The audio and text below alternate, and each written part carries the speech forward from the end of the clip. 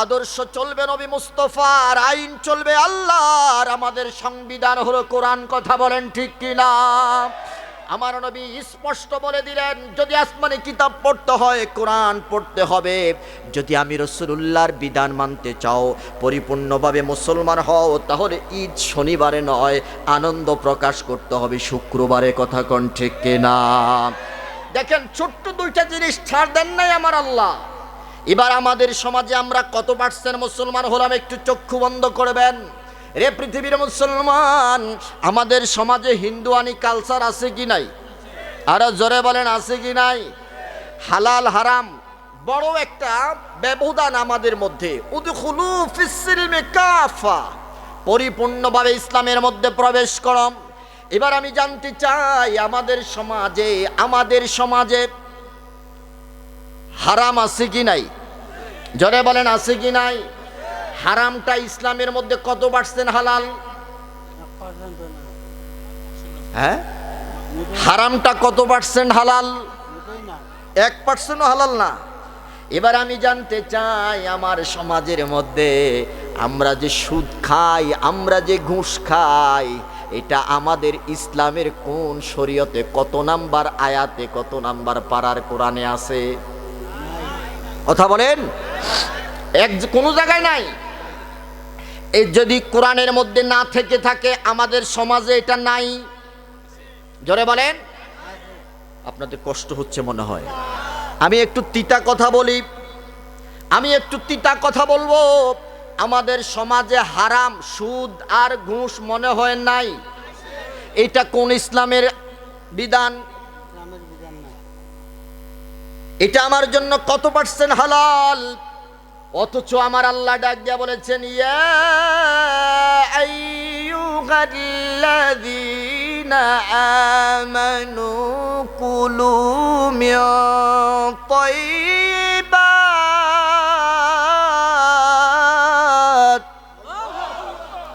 ও ইমানদারেরা, কুলু মিন তাইয়্যিবাতি মা রাযাকনাকুম। আমি আল্লাহ রিজিক দিয়ে ভরপুর করে দিলাম তোমার জীবনটা, তোমার সারা দুনিয়াটা আমি আল্লাহ রিজিক দিয়ে ভরপুর করে দিলাম। ওই রিজিক থেকে তুমি হালালটা খাও, হারামটা খাওয়া যাবে? আরো জোরে বলেন, যাবে? এবারে বলেন, হালাল খাওয়ার নির্দেশ কার? জোরে বলেন, হালাল খাওয়ার নির্দেশ কার? হারাম খাওয়ার নিষেধ কার? আল্লাহ নিষেধ করে দিয়েছেন হারাম খাওয়া যাবে না, আমার নবী মুস্তাফা নিষেধ করে দিয়েছেন হারাম খাওয়া যাবে না। তাহলে আমরা যে হারামটা খাই, কার অনুমতি নিয়ে খাই? চেয়ারম্যান সাহেব বলছে, কথা কন না কা?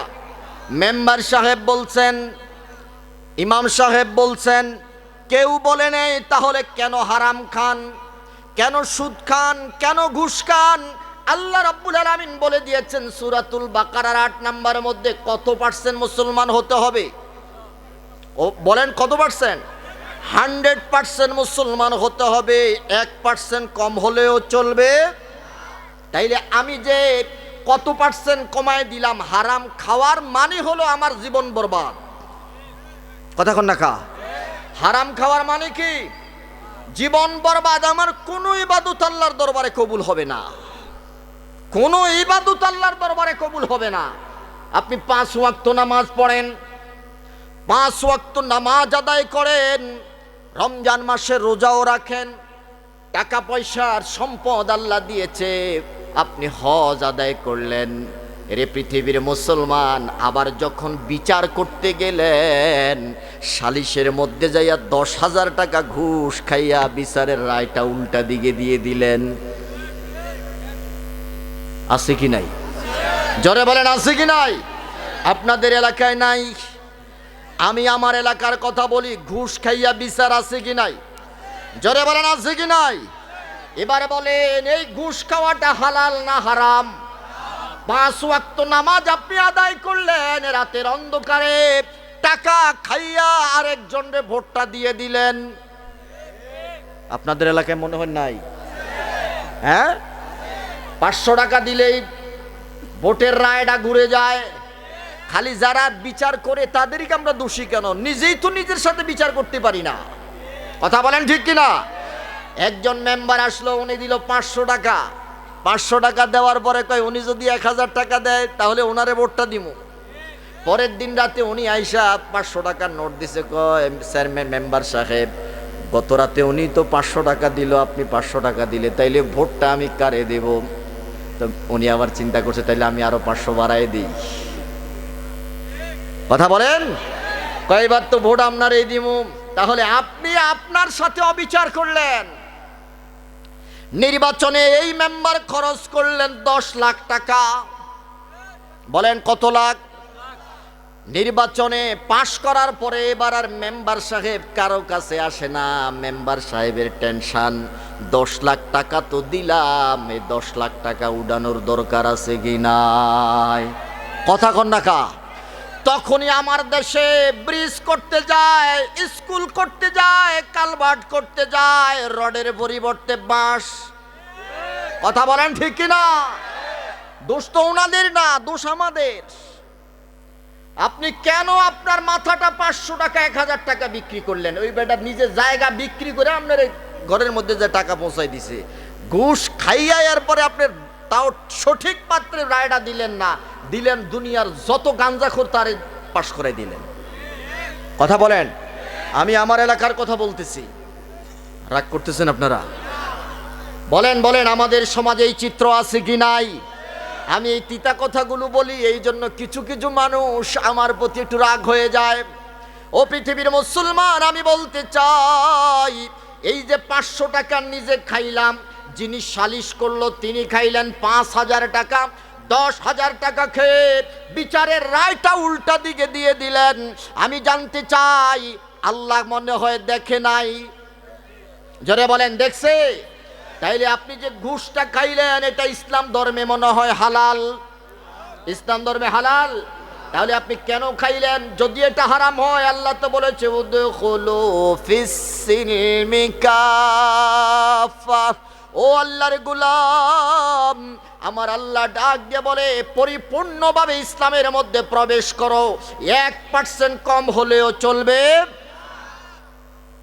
এবার আসেন, হারাম যে আমি খাইলাম, আমার ফলাফলটা কি দাঁড়ালো?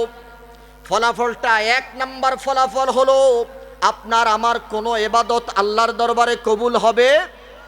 এক সাহাবী বাইতুল্লাহর চত্বরে দাঁড়াইয়া হাত এভাবে আল্লাহর উপরের দিকে উঠাইছে, উঠাইয়া এবার ডাক দিয়া বলতেছি, ইয়া রাব ইয়া রাব ইয়া রাব, আল্লাহু আকবার আল্লাহু আকবার বলে হাত উঠায় কাঁদতেছে আর আল্লাহরে ডাকতেছে আর তাওয়াফ করতেছে। সুবহানাল্লাহ বলেন। এক সাহাবী ডাক দিয়া বললেন, ইয়া রাসূলুল্লাহ, এই লোকটা যেইভাবে আল্লাহকে ডাকতেছে, যেইভাবে আল্লাহর কাছে আরাধনা করতেছে, আমাদের কাছে মনে হচ্ছে আমার আল্লাহ মনে হয় তার জীবনের সব গুনাহ মাফ করে দিয়েছেন। সুবহানাল্লাহ। মনে হয় তার ডাকটা আল্লাহ কবুল করতেছেন। আমার রাসূল বলে, খবরদার, থামো, বাহ্যিক অবস্থা দেখি তোমরা এইভাবে তাকে মূল্যায়ন করো না, তার ভিতরের অবস্থা তো তুমি জানো না। বলে যে, ইয়া রাসূলুল্লাহ, তার ভিতরের অবস্থাটা কেমন? এবার আমার নবী ডাক যা বলে, তার কোনো ডাক আল্লাহর দরবারে কবুল হয় নাই, তার কোনো ইবাদত আল্লাহর দরবারে কবুল হয় না। এবার সাহাবায়ে কেরাম ডাক দেয়া বললেন, ইয়া রাসূলুল্লাহ, কেন কবুল হয় না? বলে যে, মাতআমুহু হারামুন ওয়া মাশরাবুহু হারামুন ওয়া মালবাসুহু হারাম। ও আল্লাহ, ও আমার সাহাবীরা, সে যে পোশাকটা পরেছে এটা হারাম টাকা দিয়ে কেনা, সে যে খাবারটা খেয়েছে এটা হারাম টাকার খাবার, সে যে পানীয়টা পান করেছে এটাও হারাম টাকা দিয়ে কেনা।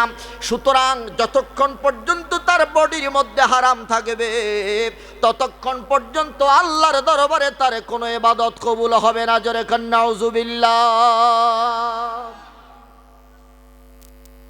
বলেন, হারাম খাইলে কোনো ইবাদত আল্লাহর দরবারে কবুল হয়? জোরে বলেন, হবে?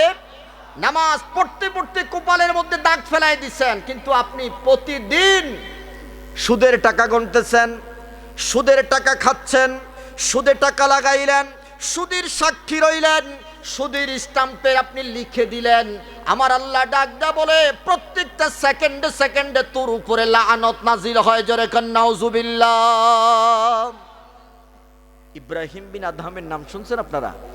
হ্যাঁ, ইব্রাহিম বিন আদহাম হারাম খাইলে যে ইবাদত কবুল হয় না, আমার প্রথম হারাম খাওয়ার ফলাফল হলো এই, কোন ইবাদত আল্লাহর দরবারে কবুল হবে না। এটা হলো আমার প্রথম রেজাল্ট, পুরস্কার। কোন ইবাদত আমার আল্লাহর দরবারে কবুল হবে না। আমি ছোট্ট একটা উদাহরণ দেই। ইব্রাহিম বিন আদহাম তিনি ছিলেন বলখের বাদশা ছিলেন। এই বাদশাহী ছেড়ে দিয়ে তিনি জঙ্গলার ভিতরে গিয়ে বসবাস শুরু করে দিলেন। আল্লাহু আকবার বলেন।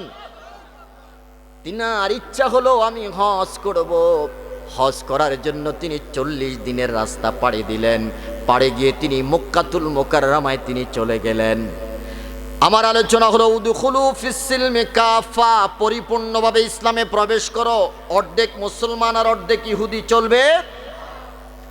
হজ করার জন্য তিনি মক্কাতুল মুকাররমায় চলে গেলেন। গভীর মনোযোগ দিবেন। হজ আদায় করলেন। হজ আদায় করার পরে তিনার মনের মধ্যে চিন্তা, মক্কাতে হজ করলাম, মদিনাতে গিয়ে হজটা কবুল করানো লাগবে। কথা কোন ঠিক কিনা? আজকে ডিজিটাল মুফতিরা বলে মদিনায় যাওয়া লাগবে না, মদিনায় কিচ্ছু নাই। আর এই বলখের বাদশা ইব্রাহিম বিন আদহাম, তখন এত সহিহ হাদিসের চর্চা ছিল না। আমার দেশে আহলে হাদিসদের মতো এরকম মানুষও ছিল না, আকীদার মানুষও ছিল না। তারা ছিলেন ফ্রেশ হৃদয়ের মানুষ এবং ফ্রেশ আকীদার মানুষ। তারা হজ করলেন, হজ করার পরে ডাইরেক্ট মদিনায় চলে গেলেন। সুবহানাল্লাহ কয় না? আরে জোরে বলেন আল্লাহু আকবার। বলেন মদিনায় যাওয়ার দরকার আছে কি নাই? জোরে বলেন আছে কি নাই? তোমাদের দৃষ্টিতে মদিনায় কিচ্ছু নাই, আমাদের দৃষ্টিতে মদিনায় আমাদের ইমানের বাড়িঘর। কথা বলেন ঠিক কিনা?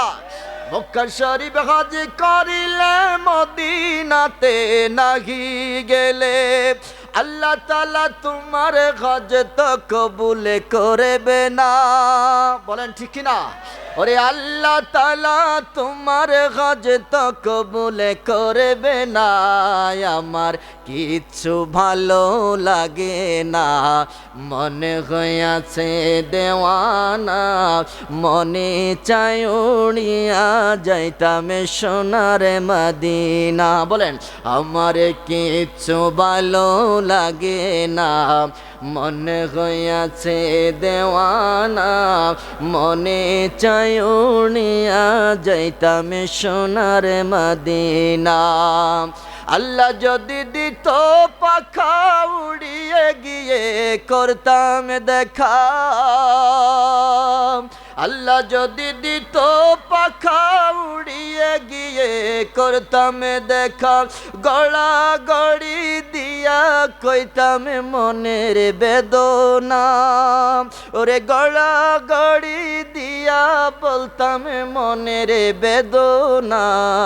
আমার কিচ্ছু ভালো লাগে না, মনে হইয়াছে দেওয়ানা, মনে চাই উড়িয়া যাইতাম সোনার মদিনা। যেরকম মারহাবা। ও পৃথিবীর মুসলমান, ইব্রাহিম বিন আদহাম মক্কা শরীফ হজ করলেন। হজ করার পরে তিনি এবার মনের বাসনা, আমি মদিনায় চলে যাব, মদিনায় গিয়ে রাসূলুল্লাহকে সালাম জানাবো। আমার রাসূলকে সালাম দিলে আমার রাসূল সরাসরি জবাব দেন। কথা কোন ঠিক কিনা? তিনি মদিনায় চলে গেলেন। মদিনায় যাওয়ার পরে হযরত ইব্রাহিম বিন আদহাম রাসূলুল্লাহর জিয়ারত করলেন। জিয়ারত করার পরে ইব্রাহিম বিন আদহাম তিনি দেশের দিকে রওনা হবেন। 40 দিনের রাস্তা পাড়ি দিতে হবে। বলেন কতদিন? 40 দিনের রাস্তা পাড়ি দিবেন। এবারে তিনি চিন্তা করলেন পথের মধ্যে খিদার লাগবে, খাবারের প্রয়োজন হয়। হযরত ইব্রাহিম বিন আদহাম এক খেজুর দোকানের কাছে গিয়ে খেজুর দোকানদারের কাছ থেকে খেজুর ক্রয় করলেন। খেজুর দোকানদার যখন খেজুরটা মেপে যখন দিচ্ছিলেন, উঠানোর সময় 2টা খেজুর নিচে পড়ে গেছে। গভীর মনোযোগ। আমার হারাম খাওয়ার প্রথম রেজাল্ট, ফলাফল হলো কোনো ইবাদত আল্লাহর দরবারে কবুল হবে না। এটা আমার রাসূলুল্লাহ বলে দিয়েছেন। খবরদার, কোন ইবাদত আল্লাহর দরবারে কবুল হবে না। আমার বন্ধুরা, আমার বাবারা, ইব্রাহিম বিন আদহাম খেজুর যখন ক্রয় করতে লাগলেন, খেজুরগুলো থলের মধ্যে নিলেন। নেওয়ার পরে তিনি দেখতে পাইলেন দুইটা খেজুর খেজুর বিক্রেতার ঝুড়ির পাশে নিচে পড়ে আছে মাটিতে। এই দুইটা খেজুর তিনি ভাবলেন যে মনে হয় এটা আমার থলি থেকে পড়ে গেছে। বলো, এরকম হয় না অনেক সময়? তো তিনি এই খেজুর দুইটা উঠাইয়া ধুলাবালি পরিষ্কার করে এবার খেয়ে নিলেন। আমি জানতে চাই এই খেজুরটা কার ছিল?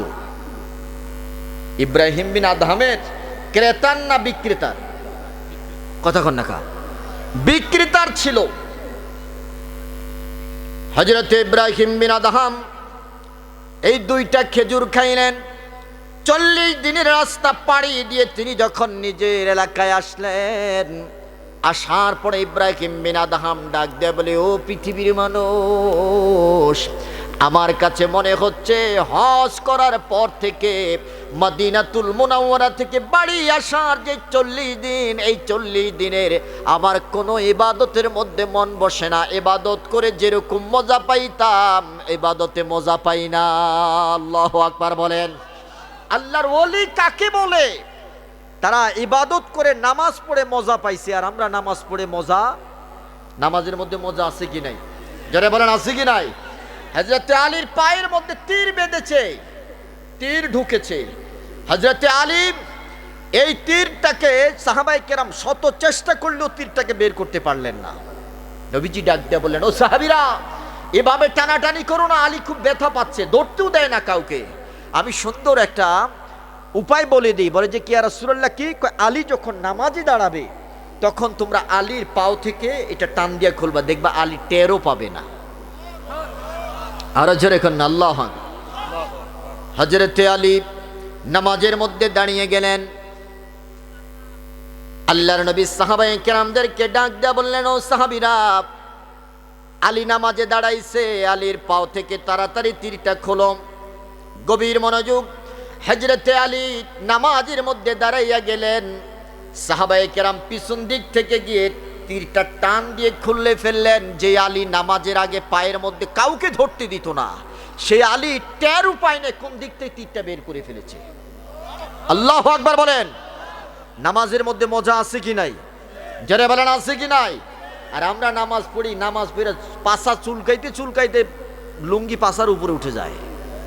কথা বলেন, কথা বলেন। মশা কামড় দিছে পায়ের মধ্যে, নিয়ত ছাইরা দিয়ে মশার মধ্যে থাপ্পড় মারকে, উহরে আসেনি? জোরে বলেন আসেনি? ইমাম সাহেব সূরা একটু বড় নিচে আর কি ফজরের নামাজে। এবার মুতাওয়াল্লি সাহেব বুঝেন না, টাটকা হাজি, টাটকা হাজি বুঝেন তো, এই মাত্র হজ করে আসছে, তাজা মুসল্লি, কিছুদিন হয়েছে মাত্র নামাজ ধরছে। একটা হইলো টাটকা হাজি আর একটা হইলো তাজা মুসল্লি। ইমাম সাহেব ফজরের নামাজে যখন সূরাটা একটু লম্বা নিলেন, তখন পিছন দিক থেকে একটু কাশ দেয়। কি বুঝাইলেন? হ্যাঁ, এত লম্বা সূরা নিলেন কেন আপনি? তাড়াতাড়ি ছোট করেন, আপনি বুঝেন না? টাটকা হাজি আর তাজা মুসল্লি। আমরাও নামাজ পড়ি, হযরত আলীও নামাজ পড়েছেন। আমার বন্ধুরা, আমার বাবারা, হযরত ইব্রাহিম বিন আদহাম ডাক দিয়া বলে, ও আল্লাহর গোলামেরা শুনো, আমি নামাজ পড়ি, নামাজি কোনো মজা পাই না। আমি ইবাদত বন্দেগী করি, ইবাদতের মধ্যে কোনো মজা পাই না। কেন পাই না আমি নিজেও জানি না। আমি তো টাটকা হাজি, মাত্র হজ করে আসলাম। হজ করলে পরে জীবনের গুনাহ মাফ হয়ে যায়। হজরে আসওয়াদে চুমা দিলে জীবনের গুনাহ মাফ হয়ে যায়। আরাফার ময়দানে গেলে জীবনের গুনাহ মাফ হয়ে যায়। আমি আগে যেরকম মজা পাইতাম, এখন আর ওইরকম মজা পাই না। আরে মুসলমান, আমি জানতে চাই কারণ কয়টা? যারা বলেন খেজুর কয়টা? দুইটা মাত্র খেজুর। এই দুইটা খেজুর তার জন্য হালাল ছিল না, এই দুইটা খেজুর তার জন্য হারাম ছিল। এই দুইটা খেজুরের মালিক তিনি নয়, এই দুইটা খেজুরের মালিক হলো বিক্রেতা। আল্লাহর দরবারে হারাম খাইলে পরে কোনো ইবাদত কবুল হয় না। হযরতে ইব্রাহিম বিন আদহাম ঘরের মধ্যেই টেনশন করতে করতে ঘুমিয়ে গেলেন। হঠাৎ করে দুইজন ফেরেশতা আল্লাহ রাব্বুল আলামিন ইব্রাহিম বিন আদহামের ঘুমের ঘরে হাজির করে দিলেন। দুইজন ফেরেশতা আসলো, একজন আরেকজনকে ডাক দেয়া বলে, এই যে এই ব্যক্তিটা, তার পরিচয় তুমি কি জানো নাকি না? এবার পাশের ফেরেশতা ডাক দেয়া বলে, ইনি হলেন আল্লাহ পাকের একজন খাস ওলি ইব্রাহিম বিন আদহাম। আল্লাহু আকবার বলেন। এবার ওই ফেরেশতা ডাক দেয়া বলে, ও আল্লাহর গোলাম, ও ফেরেশতা, আমি জানতে চাই এই লোকটাকে তুমি আল্লাহর ওলি বলতেছো, অথচ আজকে 40 দিন হয়ে গেল আল্লাহর দরবারে তার কোনো ইবাদত কবুল হয় না। জোরে কর নাউজুবিল্লাহ। কারণ শুধু একটাই, শুধু হারাম খাওয়ার কারণে। কথা কোন ঠিক কিনা? খেজুর খাইলো মাত্র 2টা, খেজুর খেয়েছে মাত্র 2টা, এই 2টা খেজুর তার জন্য হালাল ছিল না। এই কথাটা শোনার পরে ইব্রাহিম বিন আদহাম ঘুম থেকে জাগলেন। জেগে পাগলের মতো 40 দিনের রাস্তা তিনি 4 দিনে পাড়ি দিলেন। আল্লাহু আকবার বলেন। বলেন, খেজুর খাইলেন কয়টা? 2টা মাত্র খেজুর খাইলেন। যেই যখন ফেরেশতা ডাক দিয়া বলতেছে আজকে 40 দিন হয়ে গেল তার কোনো ইবাদত আল্লাহর দরবারে কবুল হয় না। বলে যে কেন? বলে যে খেজুর বিক্রেতার কাছ থেকে 2টা খেজুর তিনি অন্যায়ভাবে খেয়ে ফেলেছেন। এই হারাম খাওয়ার কারণে আমার আল্লাহ তার জীবনের কোনো ইবাদত এই 40 দিন ধরে কবুল করতেছেন না। আল্লাহর ওলিরা যখন এই কথা শুনে, আল্লাহওয়ালারা যখন এমন কথা শুনে, তখন আর স্থির থাকতে পারে না, পাগল হয়ে যায়। চিল্লায় বলেন ঠিক কিনা? তার কারণ হলো জীবন মরণ সব কিছু কার জন্য? আমার জীবন, আমার মরণ, আমার নামাজ, আমার কোরবানি সব কিছু আল্লাহর জন্য। কথা কোন ঠিক কিনা? এই কথাটা শোনার পরে ইব্রাহিম বিন আদহাম 40 দিনের রাস্তা পাড়ি দিলেন। কত দিনে? যারা বলেন কত দিনে? 4 দিনে পাড়ি দিলেন। একটাই মাত্র কারণ, যদি এর আগে ওই খেজুর বিক্রেতার কাছ থেকে মাপ নেওয়ার আগে যদি আমার মৃত্যু হয়ে যায়, হাসরের ময়দানে আমার রাসূল বলেছেন লা ইয়াদখুলুল জান্নাতা জাসাদুন গুযিয়া বিল হারাম। যেই ব্যক্তির শরীরটা হারাম দিয়ে পরিচালিত, যেই ব্যক্তির শরীরে হারাম থাকবে, ওই ব্যক্তি কোনোদিন আল্লাহর জান্নাতে প্রবেশ করতে পারবে না। চিল্লায় এখন আল্লাহু আকবার। আমার নবীর কথা। বলেন কার কথা? এটা হারামের 2 নাম্বার পুরস্কার। হারাম খাওয়ার 2 নাম্বার পুরস্কার হলো ওই ব্যক্তি কোনোদিন জান্নাতে প্রবেশ করতে পারবে। এটা 2 নাম্বার। ইব্রাহিম বিন আদহাম চিন্তা করলেন, আহারে, যেই জান্নাতে যাওয়ার জন্য, আল্লাহকে খুশি করার জন্য আমি বলকের বাদশাহী ছেড়ে দিলাম, ওই আল্লাহকে যদি না পাই, জান্নাতে যদি যেতে না পারি, জান্নাতের বাদশাহী যদি করতে না পারি, তাহলে জীবন যৌবন সব কিছু বিফলে। চিল্লায়া বলেন ঠিক কিনা? 4 দিনে তিনি পাড়ি দিলেন। পাড়ি দেওয়ার পরে তিনি মদিনার ওই বাজারে চলে গেলেন। বাজারে গিয়ে খেজুর বিক্রেতাকে, ওই বৃদ্ধ বাবাটাকে খুঁজতেছেন, কোথাও পাচ্ছেন না। যেই জায়গা থেকে তিনি খেজুরটা ক্রয় করলেন, ওখানে গিয়ে ব্যবসায়ীদেরকে জিজ্ঞাসা করলেন, রে বাবাজিরা, ওই যে বৃদ্ধ বয়সের যেই লোকটা এখানে বসে খেজুর বিক্রি করতো, তোমরা তাকে চেনো কিনা? বলে যে হ্যাঁ চিনি। বলে যে ওই লোকটা তো কিছুদিন আগে মারা গেছেন। ইন্না লিল্লাহ। কিছুদিন আগে তিনি মারা গেলেন।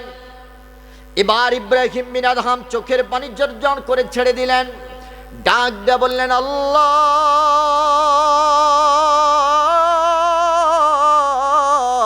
তোমার রাসূলের মাধ্যমে শুনেছি, বান্দার হক যদি কেউ নষ্ট করে, হাসরের ময়দানে তুমি আল্লাহ নাকি মাফ করো না, তুমি আল্লাহ মাফ করো না, যতক্ষণ পর্যন্ত না ওই ব্যক্তি মাফ না করে। কথা কোন ঠিক কিনা? আমি রে মুসলমান, আমি জানতে চাই খেজুর খাইছে কয়টা? 2টা খেজুর খাওয়ার কারণে পেরেশান হয়ে গেছে, কোনো ইবাদত কবুল হয় না। এবার আমি জানতে চাই, জীবনে কত মানুষের গাছের আম চুরি করে খাইছি? কথা কোন না? চিল্লায় বলেন ঠিক কিনা? বলেন হারাম খাওয়ার প্রতি নিষেধ দিয়েছেন কে?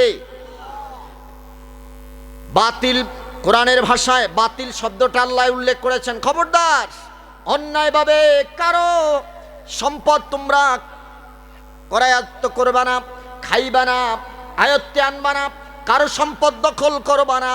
তার কারণ হলো হাসরের ময়দানে আল্লাহ সব মাফ করবে, বান্দার হক নষ্ট করা এটা কোনোদিন মাফ করবে। এবার চিন্তা করেন, গভীর মনোযোগ। আমি জানি অনেকে কষ্ট পাবেন, আমি জানি অনেকের কাছে খারাপ লাগবে। রে বন্ধুরা, জীবনে কত মানুষের আম চুরি করে খাইলাম, কত মানুষের গাছের নারকেল আর ডাব চুরি করে খাইলাম, কত মানুষের বড়ই গাছের মধ্যে ঢিল মেরে বড়ই খেয়েছি, কত মানুষের খাসি চুরি কইরা পিকনিক খাইছি। কথা কন না কা? জোরে বলেন আছে কি নাই? কত মানুষের মুরগি চুরি কইরা খাইছি, পিকনিক খাইছি। এমন ডাকাইত আছে কি নাই? আরেকটা ডাকাইত আছে রাতের অন্ধকারে টর্চ লাইট নিয়ে আর মাছ মারা, যে কি কয় কোষ, আপনাদের এলাকায় কি বলে? কোষা আসেনি আপনাদের এলাকায়? আরেকজনের পুকুরের মাছ নিজের মনে করে গাইয়ে খায়। আছে না? আছে না?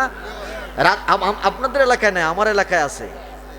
রাতের অন্ধকারে পুকুরের মালিক যখন ঘুমিয়ে যায় তখন টর্চ লাইটার কোষা নেয়, কোষা নিয়ে তারপরে আরেকজনের পুকুরের মাছটা ধইরা খায়।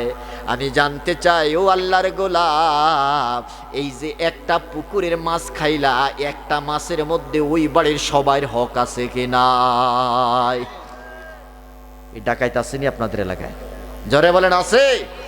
আরেকটা ডাকাইত আছে ক্ষেতের লাইল ঠেললে আরেকজনের ক্ষেতের ভিতরে ঢুকায়। কথা বলেন, কথা বলেন আছে কি নাই? ইয়া আইয়ুহাল্লাযীনা আমানু দুখুলু ফিস-সিলমি কাফা। নামে মুসলমান হলে চলবে না, 100% মুসলমান হতে হবে। কথা বলেন ঠিক কিনা? তুমি যে আরেকজনের ক্ষেতের ভিতরে লাইলটা 2 হাত ঢুকায়া দিলাম, আধা হাত ঢুকায়া দিলা, বলেন এটা হালাল না হারাম? এটা কোনোদিন মুসলমানের চরিত্র হতে পারে? রাতের অন্ধকারে তুমি যে মাছ ধরে খাইলা, এটা তো মুসলমানের চরিত্র নয়। তুমি যে অপরের গাছের আম চুরি করে খাইলা, ডাব চুরি খাইলা, বড়ই চুরি করে খাইলা, এটা তো মুসলমানের চরিত্র হতে পারে না। আরেকটা মানুষ আছে বাদামওয়ালারে কয় বাদাম দাও, আর তিনি নিজের মনে করে বাদাম একটার পর একটা নিয়ে খাইতেছে। কথা বলেন, কথা বলেন আছে কি নাই? বড়ইওয়ালারা কয় 1 কেজি বড়ই দাও, 1 কেজি বড়ইওয়ালা মাপতেছে আর উনি অন্দি খাইতেছে, মনে হয় যেন সরকারি মাল। কথা বলেন আছে কি নাই? খুব গভীর মনোযোগ। সালিহ সাহেবকে গালি দিবেন না, সালিহ সাহেবকে বদদুয়া দিবেন না, এই কথাগুলো বলে যাই। বলেন আমল করার দরকার আছে কি নাই? আপনি যে বাদামওয়ালার বল থেকে বাদামটা একটা বাদামে খাইলেন, এই বাদামটা আপনার জন্য হালাল না হারাম? যারা বলেন হালাল না হারাম? 2টা খেজুর খাওয়ার কারণে পাগলের মতো দৌড়াইয়া আসলেন, 2টা খেজুরের কারণে 40 দিনের রাস্তা 4 দিনে পাড়ি দিলেন। 4টিখানি কথা মিয়া সাহেব। হাসরের ময়দানে এই খেজুরওয়ালা যদি মাপ না দেয়, আল্লাহ তাকে মাপ দিবেন। আর খেজুরওয়ালা মাপ দিবে কিভাবে জানেন? বলবে যে হাসরের দুনিয়াতে তুমি বাদশা ছিলা, তুমি চুরি কইরা খাইয়া মনে করছো তুমি বড় হয়ে গেছো, পিকনিক খাইলাম, আরেকজনের গাছের আম খাইলা, খুব মজা পাইছো, খুব টেস্ট লাগছে, কিন্তু আমি গাছের মালিক, আমি মুরগির মালিক, আমি খাসির মালিক, আমি পুকুরের মালিক, আমার কাছে খুব কষ্ট লেগেছে রে বন্ধু। আজকে হাসরের ময়দানে তোর কষ্ট লাগবে, আমি আনন্দিত হব। সুবহানাল্লাহ কয় না?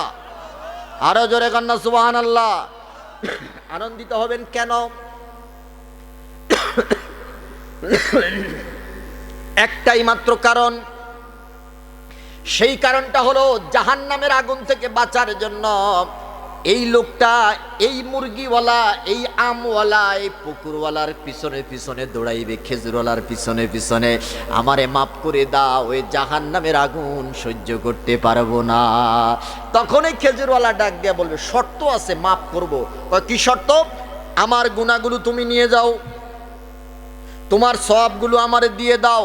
ওই জাহান্নামের আগুন থেকে বাঁচার জন্য ওই খেজুর খানেওয়ালা, ওই মাছ মারনেওয়ালা, ওই ডাব চুরি করনেওয়ালা, আম চুরি করনেওয়ালা, খাসি চুরি করনেওয়ালা ডাক দেয়া বলবে, ভাই আমি তোমার প্রস্তাবে রাজি, তোমার গুনাহগুলো আমাকে দিয়ে দাও, আমার সওয়াবগুলো তুমি নিয়ে যাও। এবার আমি বলতে চাই, সব সওয়াবগুলো যখন একটা ডাবের বদৌলতে দিয়ে দেওয়া হলো, তখন তার আমল নামার মধ্যে সওয়াব আছে আর কয়টা?